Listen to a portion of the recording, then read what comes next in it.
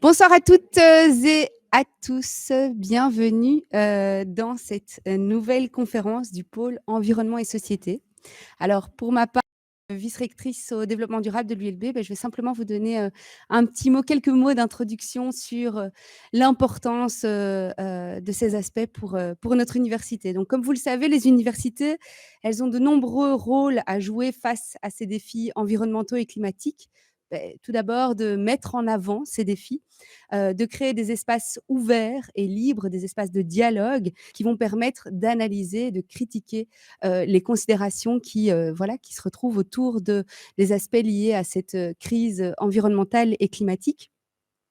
À l'ULB, il nous tient fortement à cœur de permettre cette participation démocratique et la réflexion libre qui doit y être associée, en invitant nos membres à s'engager de manière forte face aux enjeux de la durabilité, mais aussi à défendre la justice, les droits fondamentaux et la solidarité sociale en ces temps de crise. Alors, comme vous le savez, le colloque de ce soir réunit des académiques, mais également des acteurs politiques et des représentants des ONG autour de ces enjeux participatifs et de justice posés par la crise climatique.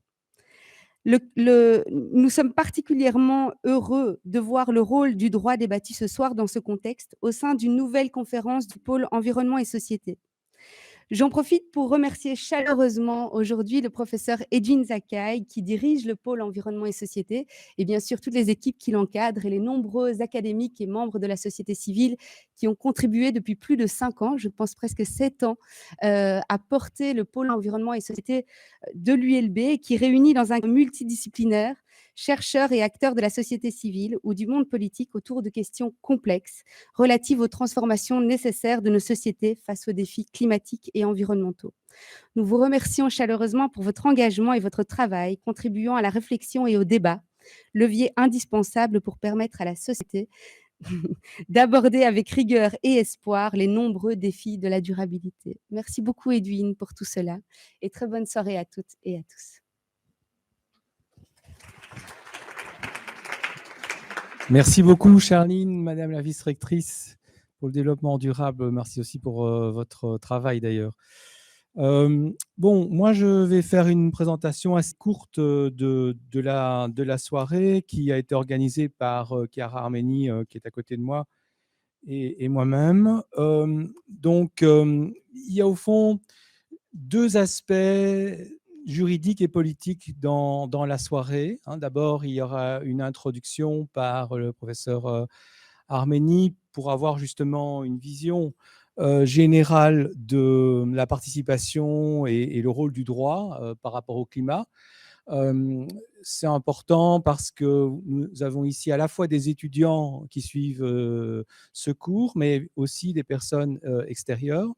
Ensuite, ça sera Juliette Delarue qui vient justement d'une ONG qui s'appelle Client Earth. Je ne sais pas si vous la connaissez. Elle n'est pas nécessairement aussi médiatique que d'autres ONG, mais elle joue un rôle vraiment important dans l'effectuation du droit et de l'application, on pourrait dire, du droit, l'application effective du droit, une fois que le droit a été décidé. Elle va vous expliquer tout ça.